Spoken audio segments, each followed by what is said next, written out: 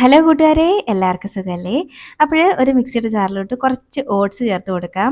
കൂടെ ഒരു 2 പഴവും പിന്നെ ഒരു ബീറ്റ്റൂട്ടും കൂടെ ചേർത്ത് ഉണ്ടാക്കാൻ പറ്റുന്ന നല്ല ഹെൽത്തി ആയിട്ടുള്ള നല്ല ടേസ്റ്റി ആയിട്ടുള്ള ഒരു ഐറ്റമാണ് കാണിക്കുന്നത്.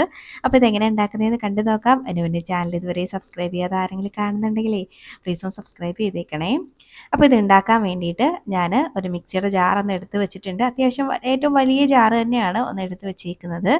ഇനി ഇതിലേക്ക് ഒരു 1/4 കപ്പോളം മാത്രം നമ്മുടെ ഓട്സ് ഉണ്ടല്ലോ അത് ചേർത്ത് കൊടുക്കാം. ഇനി ഇതിലേക്ക് ചേർത്ത് കൊടുക്കുന്നത് 2 പഴമാണ് കേട്ടോ. അപ്പോൾ നിങ്ങൾക്ക് ഇതിലേക്ക് ഏത് പഴം വേണമെങ്കിലും യൂസ് ചെയ്യാം. സാധാരണ നമ്മുടെ ഏത്തക്കയൊക്കെ എടുക്കുകയാണെങ്കിൽ ഒരെണ്ണം മതിയാവും. ഇത് കുഞ്ഞു പഴം ആയതുകൊണ്ട് ഞാൻ 2 എടുത്തിട്ടുണ്ട്. അപ്പോൾ നമുക്ക് ഇഷ്ടമുള്ള പഴം നോക്കി എടുക്കാം കേട്ടോ. ഇനി ഇതിലേക്ക് ഒരു ബീറ്റ്റൂട്ടിൻ്റെ പകുതി മാത്രമേ ഞാൻ എടുത്തിട്ടുള്ളൂ. തൊലിയൊക്കെ കളഞ്ഞ് ഇതുപോലെ ഒന്ന് അരിഞ്ഞെടുത്തേക്കാണ്.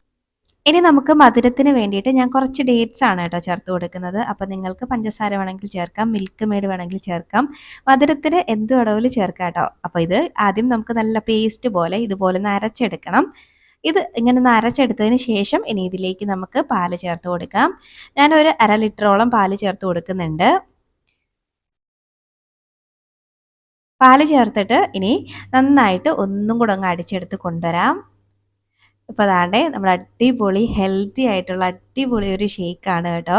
ഇതൊറ്റ ഒരു ഗ്ലാസ് കുടിച്ചാൽ മതി, നമ്മുടെ ദാഹവും വിശപ്പും ഒക്കെ മാറും. നോമ്പ് സമയത്തൊക്കെ ഇഫ്താറിന് കഴിക്കാൻ പറ്റിയ ഒരു ഐറ്റമാണ്. അല്ലാതെ വെയിറ്റ് ലോസ് ഒക്കെ ചെയ്യുന്നവർക്കും കഴിക്കാൻ പറ്റിയ ഒരു ഐറ്റമാണ്.